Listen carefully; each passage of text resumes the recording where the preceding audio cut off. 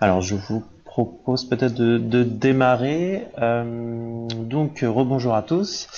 Petite présentation. Donc, je suis Anthony Denay, ingénieur d'affaires chez Smartis, donc en charge de la partie commerciale et puis également de l'organisation de ce type d'événement de présentation.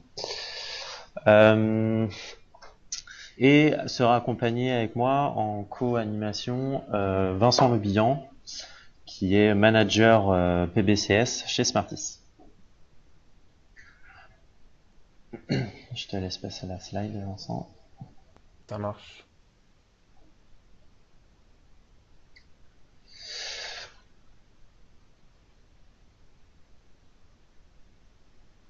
Hop, super, merci. Pour démarrer, donc Smartis, qui sommes-nous? Smartis, nous sommes un cabinet de conseil et intégrateur partenaire Oracle. Et notre principal métier, nos principales missions, ça va être de l'intégration et du conseil sur l'implémentation de solutions, notamment de prévisionnelles, de planification budgétaire, de reforecast, à travers la solution Oracle PBCS que nous allons vous montrer aujourd'hui.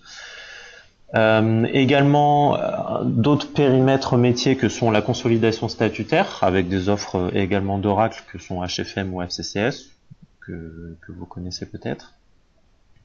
Et puis également des outils de BI, de reporting financier notamment, principalement.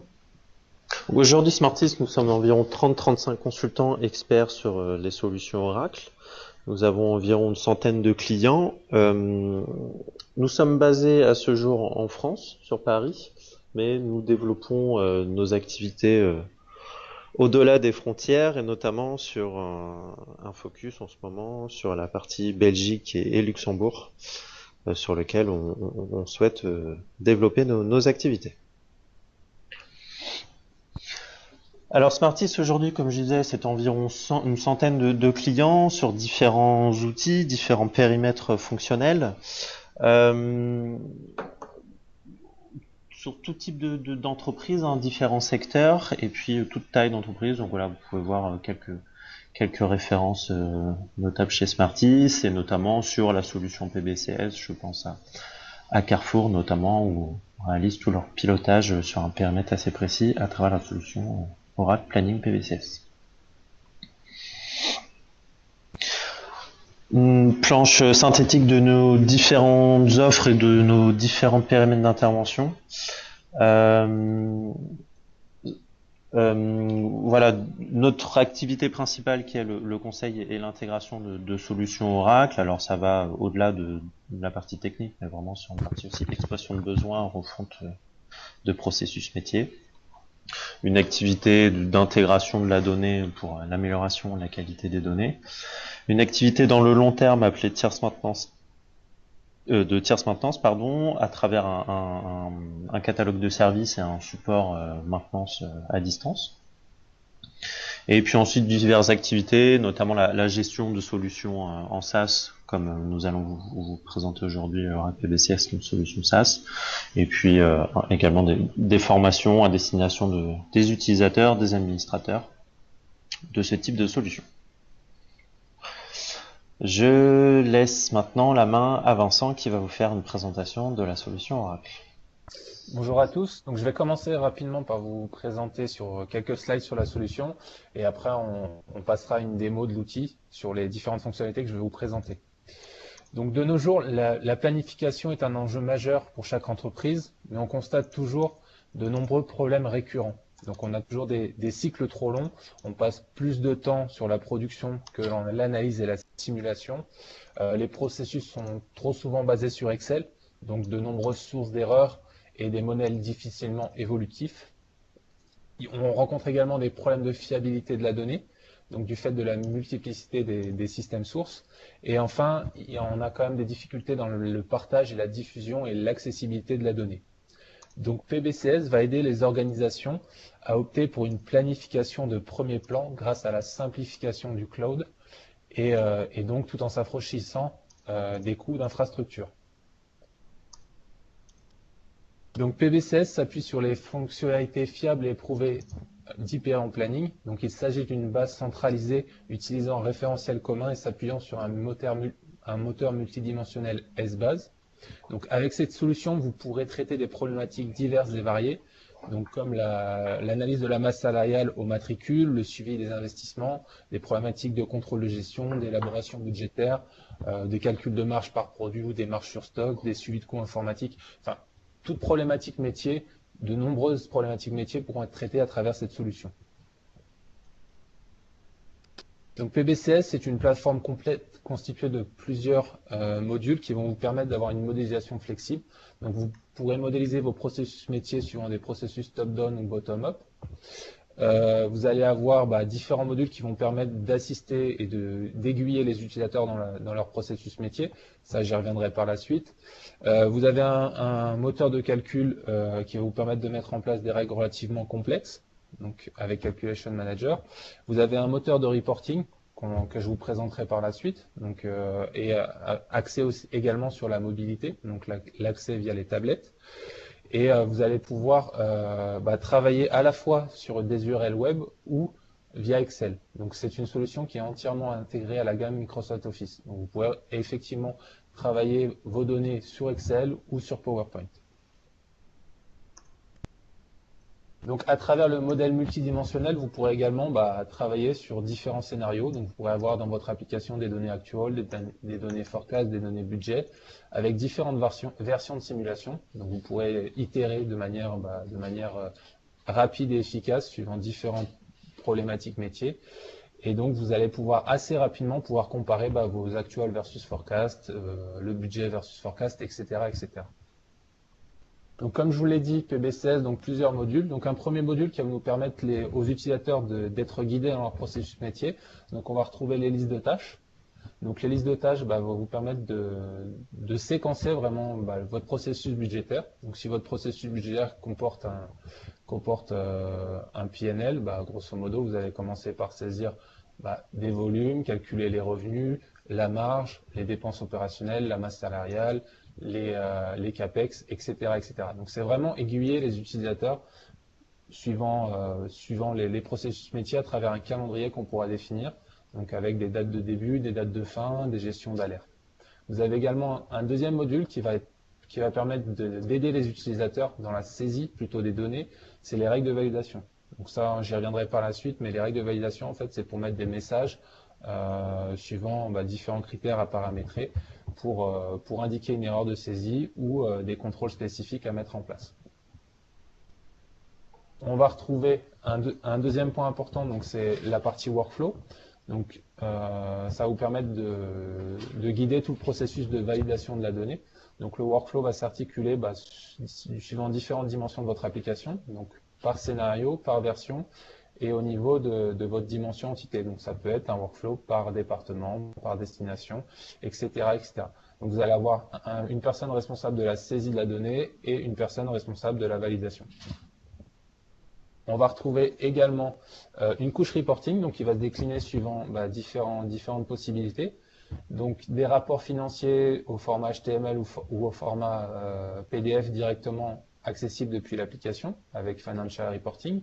La partie Microsoft Office avec la possibilité d'interroger des rapports, de construire vous-même vos propres rapports sur Excel avec des navigations libres ou des navigations un peu plus figées. Et les notions de tableau de bord que je vous montrerai par la suite. Donc les tableaux de bord vont vous permettre d'avoir des graphiques, de la navigation dans vos formulaires avec plusieurs sources. Un autre module SmartView. Donc SmartView, ça va être un module intégré dans Excel qui va vous permettre d'interroger les données dans l'application. Donc vous allez pouvoir restituer de l'information, modéliser vos propres rapports et envoyer de la donnée. D'accord. Vous pourrez également, pour des tâches plutôt administrateurs, gérer tout le référentiel de votre application directement dans Excel.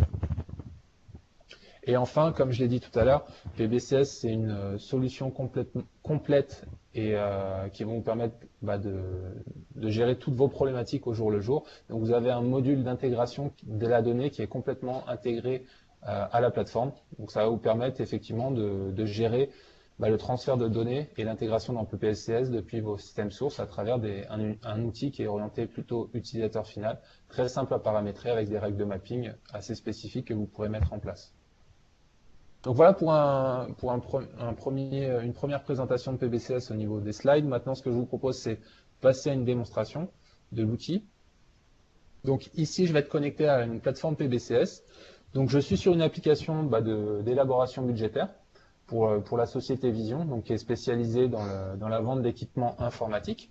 Et donc l'idée, c'est de vous présenter le processus d'élaboration budgétaire de leur résultat net et par la même occasion, vous les illustrez toutes les fonctionnalités de PBCS.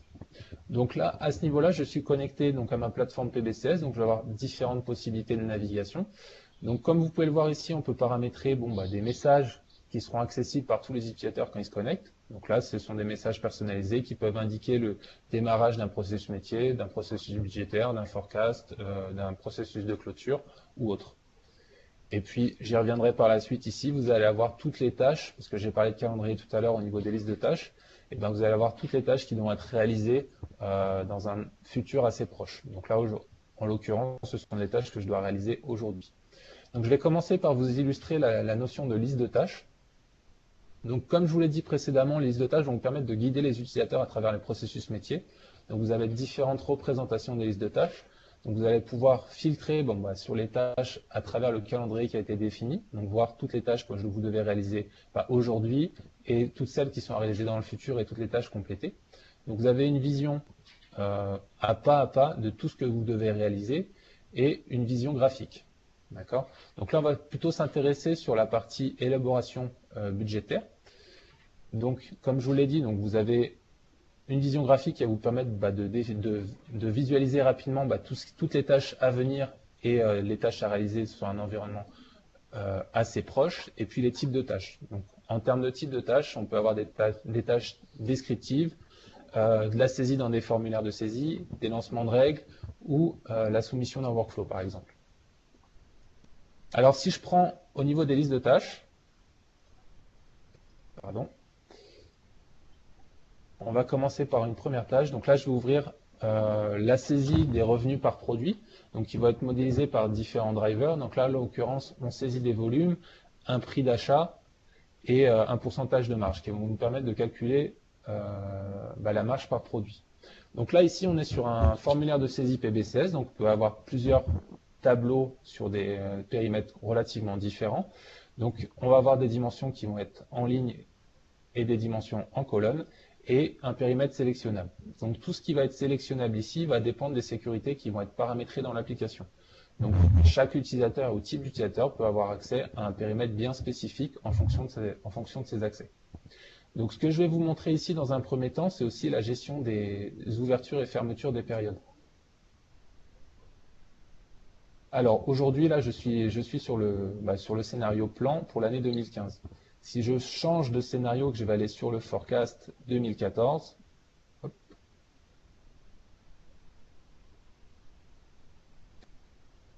Vous voyez qu'ici, les cellules grisées, en fait, ce sont des cellules qui sont figées à la saisie, qu'on ne peut pas modifier les données. Donc vous avez dans PBCS la possibilité de gérer toute la partie ouverture et fermeture des périodes par scénario. Donc, pour chaque scénario, vous allez dire que l'actual est ouvert pour le mois de janvier uniquement, le forecast est ouvert uniquement de septembre à décembre et le plan sur toute l'année suivante. D'accord? Donc en termes de fonctionnalité dans les formulaires, donc je vais vous montrer rapidement quelques saisies qu'on peut réaliser. Donc des assistants qui vont permettre d'industrialiser un certain nombre de saisies. Donc là, vous avez la possibilité, donc là on voit la notion de trimestre et la notion de total annuel. Vous avez la possibilité de faire une correction directement en total annuel et ça va se répercuter sur tous vos mois. Donc là, la répercussion, en fait, c'est une règle qui va prendre de manière proportionnelle par rapport aux données déjà existantes. Donc soit vous saisissez en total annuel et ça se répercute sur toutes les années. Donc là, je suis sur des produits de niveau fin. Soit vous saisissez sur un regroupement de produits, donc vous allez ajuster le regroupement de produits pour pouvoir se répercuter sur toutes les composantes de ce regroupement. Donc là, j'augmente de 10% le regroupement et en fait, ça va modifier toutes les données des produits qui composent ce regroupement. D'accord? Donc là, c'est la saisie des volumes. En dessous, vous avez une visualisation des volumes, les prix, le pourcentage de marge et un calcul de marge par produit. Donc si je modifie le résultat, les volumes d'un produit bien spécifique, et ben ma marge va être impactée de manière correspondante. Donc ça, c'était un premier formulaire de saisie. Donc après, vous avez un deuxième formulaire de saisie, donc c'est la modélisation des revenus par service. Donc la modélisation des revenus par service sur cette application-là va dépendre des revenus par produit qu'on a calculé précédemment. Donc c'est avec un pourcentage.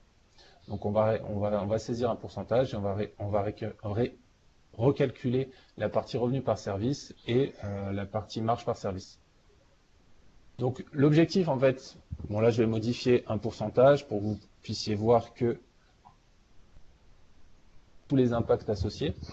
Et donc ce qui est intéressant au niveau de PBCS, c'est que vous avez une vraie auditabilité en termes de modification de la donnée. Donc là je viens de modifier un pourcentage et je peux aller sur la partie Change History et je vais voir effectivement la personne qui a modifié la donnée à telle date et l'ancienne valeur. D'accord. Donc là, l'idée vraiment, c'est de dérouler un process métier et vous montrer toutes les fonctionnalités qu'on pourrait avoir dans les formulaires de saisie et spécifiques. Donc ça, je vais passer rapidement. Ce sont des drivers. La partie salaire, donc la modélisation de la masse salariale. Donc là, on a une partie aide-compte, un salaire moyen et un pourcentage de charge.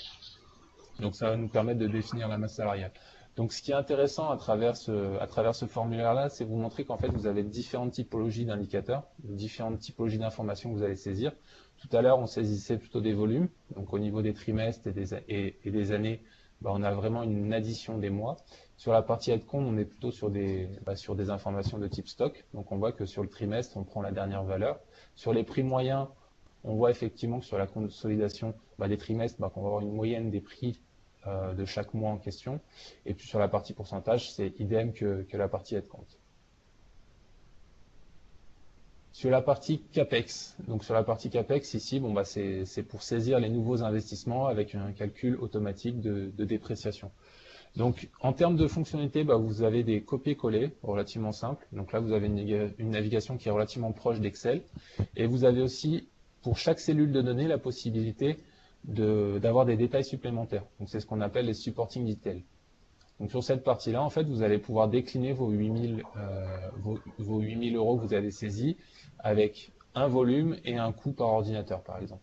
Donc là, si je modifie le coût par ordinateur, enfin le volume d'ordinateur et que je n'en vends plus 4 mais j'en vends 10, et ça va mettre automatiquement à jour la donnée qui a été saisie. Donc c'est une fonctionnalité effectivement qui est disponible dans PBCS, c'est la possibilité pour chaque cellule de données de saisir des détails supplémentaires, la possibilité de saisir également des commentaires. Donc là je peux mettre n'importe quel commentaire, achat.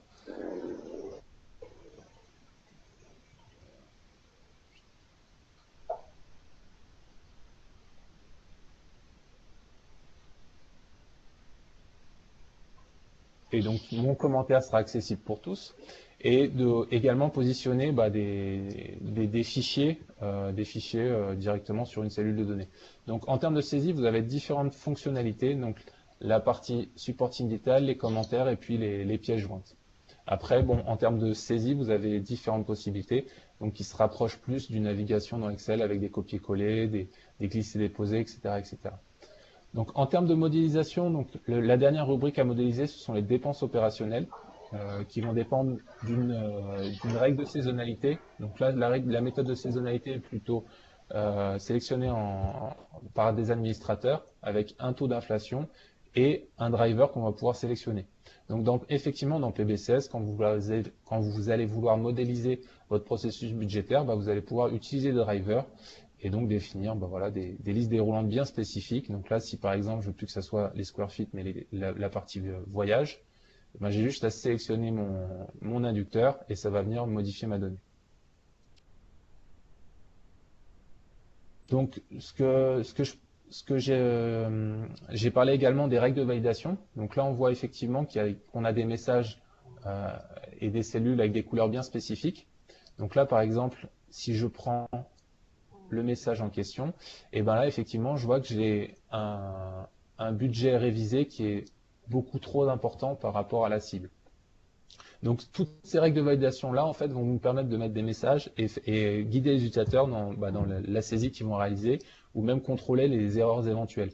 J'ai aussi d'autres exemples sur lesquels par exemple on doit faire des allocations suivant des pourcentages. Effectivement on peut mettre un contrôle qui va bien nous permettre de contrôler que la somme des pourcentages fait bien 100% et n'est pas différente de 100%. Sinon effectivement on aura un problème. Donc en termes de modélisation, du budget sur ce cas bien précis, donc on a vu qu'il y avait la possibilité d'utiliser Driver, on peut paramétrer des règles de saisonnalité bien spécifiques, utiliser des taux d'inflation, on peut partir du forecast inflaté pour calculer un budget. Enfin, c'est assez libre en termes de modélisation, parce qu'encore une fois, c'est une boîte à outils relativement flexible et évolutive dans lequel on peut mettre tout un tas de règles qui vont dépendre de vos processus métiers. Je vais passer rapidement. Donc là, c'est rapidement. Donc c'était la navigation dans les formulaires. J'ai parlé tout à l'heure de la partie workflow. Donc le workflow, vous allez avoir deux visions, une vision plutôt tabulaire et une vision graphique. Donc sur la version graphique, vous allez avoir, là en l'occurrence, le workflow déployé est un workflow par département. Donc vous allez retrouver tous les départements de mon application et leur statut.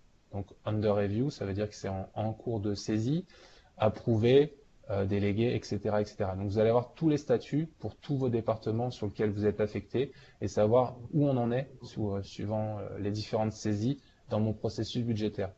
Donc comment ça se comporte en fait? Je sélectionne mon département, j'ai la possibilité de modifier mon statut et de mettre un commentaire. Ce commentaire-là sera accessible par la personne qui va être en charge de la suite du workflow pour pouvoir échanger avec cette personne-là. Ça va vous permettre également de justifier pourquoi telle ou telle donnée sont invalides ou sont refusées. Sur cette partie-là, en fait, vous allez avoir tout le chemin promotionnel du workflow. Donc, c'est-à-dire, vous allez pouvoir retracer, la personne qui est responsable de la saisie et celle qui est responsable de la validation. Un dernier point que je voulais vous illustrer en termes de fonctionnalité de PBCS sur la partie purement formulaire, c'est la partie sandbox. Donc, c'est la partie, on va dire, environnement de travail sur des versions bac à sable. D'accord? Donc là, en l'occurrence, c'est ma version de travail, j'ai des données bien spécifiques, et si j'ai envie de vouloir simuler sur une version qui m'est propre sans polluer tout le monde, j'ai la possibilité de créer une version intermédiaire. Donc là, on va créer un best, par exemple. Et en fait, cette version intermédiaire va récupérer les données directement de la version de travail, et je vais pouvoir aller modifier mes données. Donc là, en l'occurrence, là, je suis sur des charges, donc je vais diminuer mes charges pour le premier trimestre. Hop. Et donc, on voit bien que mes données de travail ne sont pas impactées par la saisie que je viens de réaliser. Donc, j'ai toujours 461 000. Et sur mon autre scénario, je suis plutôt à 50 000. Donc, après, l'idée, c'est je peux faire X versions de simulation. Et après, une fois qu'on a choisi laquelle nous convient, on a la possibilité d'aller publier les données. Et lorsque je publie les données, je vais pousser ces données qui sont sur une version complètement temporaire sur ma vraie version de travail. Donc ça a copié automatiquement ces données. Donc voilà rapidement pour les quelques fonctionnalités qu'on a en termes de navigation dans les formulaires. Maintenant, je vais vous illustrer rapidement donc la partie reporting. Donc concernant la partie reporting, donc vous avez la possibilité d'ouvrir un certain nombre de rapports financiers qui vont être figés au format HTML ou PDF. Donc là, en l'occurrence, j'ai ouvert un reporting PDF, donc qui va être accessible soit des données sous forme de tableau, soit sous forme de graphique. Donc ces PDF-là peuvent être ensuite diffusés à n'importe qui. Vous avez une deuxième possibilité, donc c'est la partie dashboarding. Donc la partie dashboarding va reprendre les formulaires de saisie que vous avez mis en place et vous allez pouvoir les interroger sous forme de tableau de données ou soit sous forme de graphique ou soit sous forme de commentaires. Donc là, on a des graphiques qui sont connectés en temps réel à l'application. Donc si je modifie, je vais modifier un périmètre de données. Là, si je me mets plutôt en année 2014, je vais avoir des données qui vont bouger.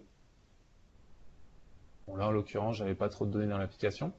Donc en termes de dashboarding, vous avez les mêmes contraintes que ce qu'on a au niveau de l'application. Donc vous pouvez sécuriser tous vos dashboarding. Donc les utilisateurs, en termes de sécurité, peuvent avoir accès ou non à certains dashboards.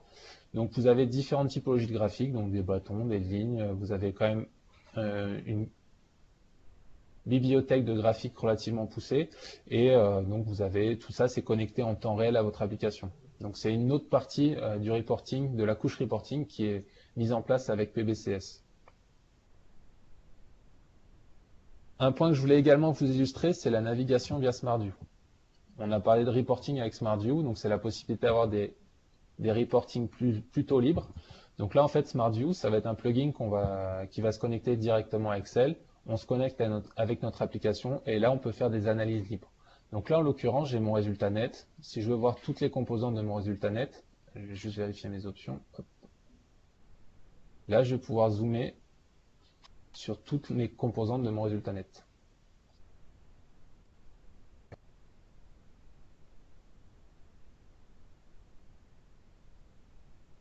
Ça sera plus visible comme ça.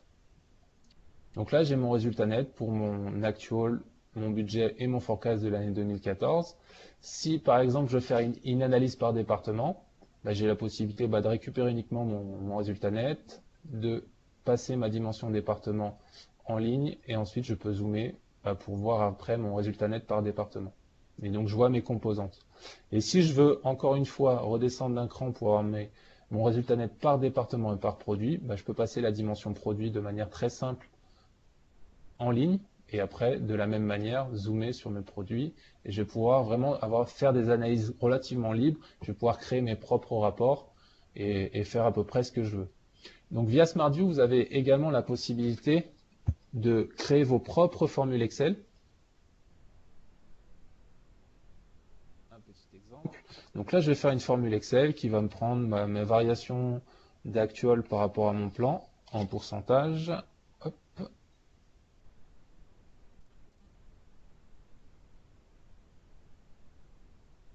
Donc là, c'est une formule purement Excel. Et en fait, j'ai la possibilité d'enregistrer le reporting que je viens de faire dans Excel. Je peux l'enregistrer directement dans mon application.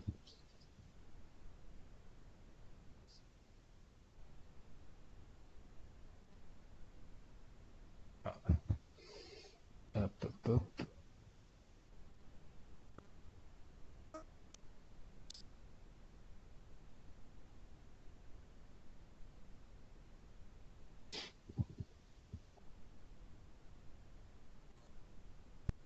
Et donc là, effectivement, ce formulaire-là était enregistré directement dans l'application et sera accessible depuis l'URL web. Ce que j'ai pas évoqué au niveau de SmartView, donc là, c'est la possibilité d'avoir la navigation libre. Vous avez aussi la possibilité de réaliser toutes les opérations que vous avez réalisées en mode web. Donc la navigation dans les listes de tâches et dans les formulaires, vous allez également pouvoir naviguer de la même façon dans Excel. Vous avez vraiment le choix de pouvoir travailler directement depuis Excel, soit depuis votre URL web. Donc la partie liste de tâches que j'ai réalisée tout à l'heure, je peux travailler de la même façon sous Excel. Donc c'est exactement les mêmes fonctionnalités, le même périmètre et les mêmes restitutions. Donc tout ce que vous pouvez faire en mode web, vous pouvez le faire en mode Excel et vice versa. Dernier point appréciable sur la partie SmartView, c'est la gestion du référentiel. Donc là, c'est plutôt côté administrateur, mais vous allez pouvoir gérer tout votre référentiel depuis Excel.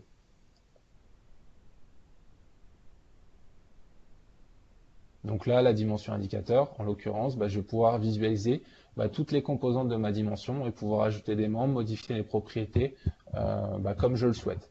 Donc là, c'est plutôt une fonctionnalité administrateur, mais c'est quand même une simplicité d'administration et une fluidité lorsque vous avez toute cette possibilité dans Excel pour modifier votre référentiel directement.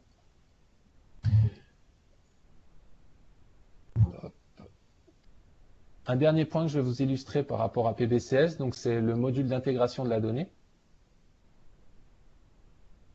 Donc c'est pour vous montrer effectivement comment on peut travailler pour intégrer des données dans une application PBCS. Donc là, on a vu la navigation dans les formulaires de saisie, les listes de tâches, le workflow, SmartView. Je ne vous ai pas montré la partie module de calcul, mais la partie module de calcul va vous permettre de modéliser des règles relativement complexes d'allocation, enfin diverses et variées. Ce qui est intéressant de savoir sur le moteur de calcul, c'est que vous avez la possibilité soit d'écrire des scripts, soit vous avez une interface graphique qui va vous permettre de vous aiguiller sur le paramétrage des règles de calcul. Donc là, ici, je suis connecté à un autre environnement et l'idée, c'est de vous montrer les fonctionnalités qui sont intégrées via l'intégration des données. Hop. Donc j'ai un formulaire spécifique sur lequel en fait, je vais restituer de l'information qui a été intégrée via un fichier plat. Et en fait, vous avez cette possibilité-là dans les formulaires PBCS ou directement dans SmartView d'avoir une petite information qui va vous permettre de définir que ces données-là ont été chargées via un système amont. Et vous allez pouvoir récupérer le fichier source qui a permis d'alimenter ces données-là et toutes les règles de mapping associées. Donc là, en l'occurrence, j'ai plusieurs lignes de données qui m'ont permis d'alimenter ma donnée et je vais pouvoir, de manière assez rapide, récupérer toute ma partie mapping. Bon, là, c'est des règles de mapping, donc on a différentes typologies de règles de mapping, du 1 pour 1, du like, du between, du in, et des mappings suivant différents paramètres de colonnes. Et vous avez également la possibilité de récupérer le document source qui vous a permis d'alimenter vos données. Donc c'est vraiment, en termes d'auditabilité, c'est quand même relativement simple et sécurisé. Vous pouvez vraiment récupérer et expliquer d'où viennent la donnée qui a été chargée quand vous faites des interfaces. Après, en termes de saisie, vous avez toute la partie historique des modifications qui vont vous permettre de retracer toutes les modifications qui ont été réalisées dans l'application. Là, si j'ouvre le fichier,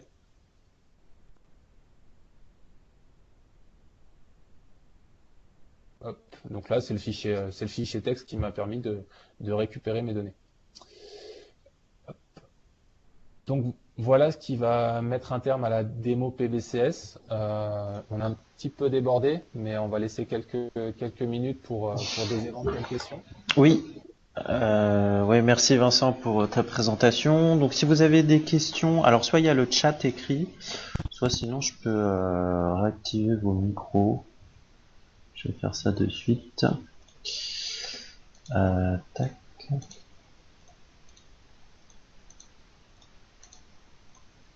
Voilà, vos micros sont activés si vous avez des questions. Ou sinon par chat, n'hésitez pas.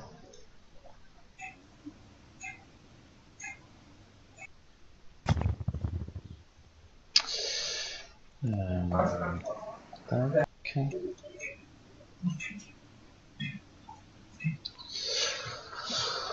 Donc par rapport à cette présentation, donc oui, merci Vincent. Voilà, l'idée c'était de faire un overview assez rapide et simple. L'idée c'est bien évidemment ce type d'outil, comme le disait Vincent, c'est vraiment une boîte à outils, donc on peut formaliser différents processus. Alors on va de manière assez générale sur des process contrôle de gestion finance, mais on peut aussi modéliser d'autres périmètres.